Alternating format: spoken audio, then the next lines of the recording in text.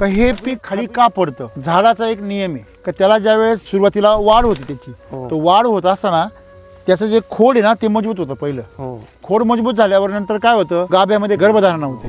गर्भधारणा होऊन गोंडा येतो वरती. कणीस जे असतं ते ज्यावेळेस निघाले तर बाळ ते त्यावेळेस ते काय करतं, सुरुवातीला ते पानांच्या मदतीने वरती जेव्हा ते असं फुलतं, हे भरायला लागले ना तर ह्याच्यामध्ये ताकद जी येते ना ती सगळी खोडातून येते.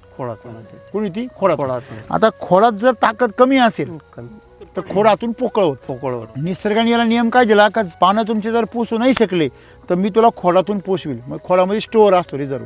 मग झाडातलं अन्नद्रव्य जेव्हा याच्यामध्ये केमिकल त्याच्यामध्ये उतरतं त्यावेळेस खोड काय होतं, कमकुवत होतं. म्हणून ते काय होतं, झोपत. आपली गंमत अशी खात्या पित्या घरचं आहे ना. 2 क्विंटल जर बियाणं लागला असेल ते प्लस होतं, ते प्लस होतं त्याच्यामध्ये. बघ हे एक नंबर आहे. त्याचे 2 क्विंटलचे 4 क्विंटल होणार. म्हणजे ही ताकद याच्यामध्ये एसिडी वैदिक मध्ये. ते तुमच्या झाडाचं काहीही खर्च होऊन देत, तुमच्या पिकामध्ये जे फळ येतं ते सगळी ताकद काय करतं, ओढून घेतं. म्हणून केमिकल मध्ये ते काय होतं, झोपत. जमिनीला नशा करायला लावली. जमिनीमध्ये तुम्ही मातीमध्ये विष टाकले. या फवारणी देवानी काय सांगितलं, देवानी विष तयार केलं. तुम्ही देवाचं नाव कसं काय घेता. हे आज जो शेतकरी हा अज्ञानपणामध्ये रडू राहिला, किती बी रडला तो देव ऐकल का. खरा देव त्याच्यापाशी ना.